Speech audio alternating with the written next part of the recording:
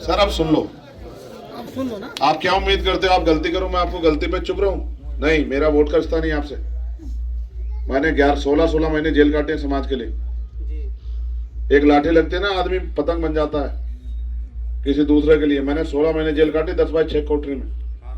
ठीक है, जब दिल्ली में गुरुद्वारा टूटा तो 66 दिन तक जेल में रहा मैं। 250 लाठियां गई मैंने एनआरसी के आंदोलन में, जब कोई मुसलमानों के साथ खड़ा होने को तैयार नहीं था। जब पहलवान बेटियों की इज्जत की बात आई तो मैंने जाके वहां लड़ाई लड़ी। जब 2 अप्रैल का आंदोलन आया मैंने 8 दिन भूख हड़ताल की। जब भी किसी बहन बेटी पर अन्याय अत्याचार हुआ, चाहे 69 शिक्षक भर्ती का मामला हो, जिसने गोली भी खा ली है वो क्या किसी को धोखा देगा? मैं कोई नशेड़ी थोड़ा है कि कुछ ही कह दूं किसी को। मैं तो पढ़ा लिखा वकील हूं, मेरे पास बहुत अवसर है।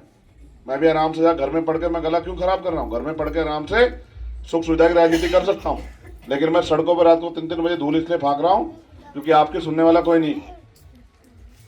चुनाव के बाद आपकी तरफ पलट के देखने वाला कोई नहीं। आप मरो या जियो, भूखे रहो, प्यासे रहो, फटे कपड़ों में रहो या गंदा पानी पियो, आपको किसी को कोई मतलब नहीं, किसी को फर्क नहीं पड़ता। यहाँ इस देश में अमीरों कुत्ते भी बढ़िया गाड़ी में घूमते हैं।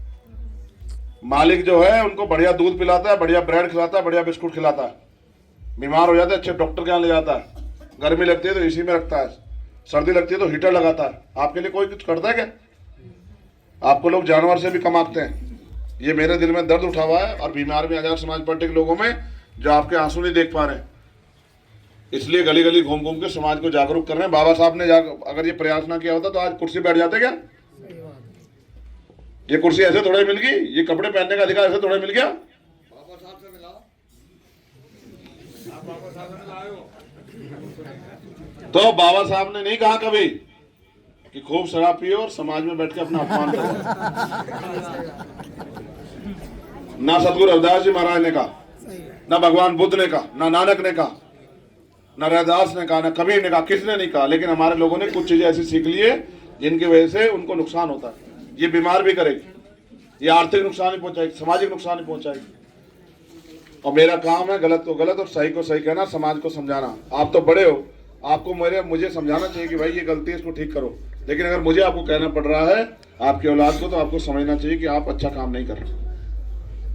ठीक है, वोट 19 तारीख खत्म हो जाएगी, मुझे 20 तारीख को भी इस लड़ाई को लड़ना है। मैं घर में नहीं बैठ सकता क्योंकि मेरी माँ बहनों को मेरी जरूरत है। मेरे छोटे भाइयों को मूछे रखने पे हत्या होती नहीं होती? बताओ, होती है नहीं होती है?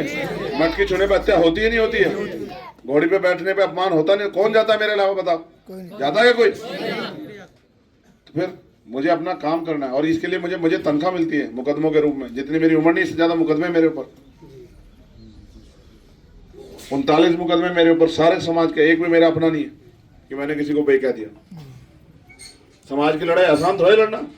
समाज की लड़ाई लड़ने जाता है कोई भी कुछ ही कह देता है, लेकिन हमारे महापुरुष नहीं घबराए, महापुरुष नहीं डरे तो हम क्यों डरे? सही बात। जब हमारे महापुरुषों ने अपने बच्चों को कुर्बानियां दी है और समाज के लिए कुछ कहा तो हम भी करेंगे। ठीक है, आपने मुझे बुलाया, भाई आपसे भी कह रहा हूँ, मुस्लिम समाज के लोगों को मदद कराओगे नहीं कराओगे? पक्का?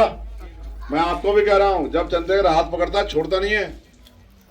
कोई ऐसी लड़ाई नहीं जिसमें मैंने आपका साथ ना दिया हो। और ईमानदार से कह रहा हूँ, जब तक जीऊंगा आप मुझे वोट से मेरा रिश्ता नहीं, आप साथ दो ना दो, लेकिन अगर आपके साथ कोई अन्याय होगा तो याद रखना चंद्रशेखर बीच में खड़ा है उन ताकतवर लोग के, आपके याद रखना। ठीक है, मैं वो नेता नहीं जो वोट की राजनीति के उसमें हूँ।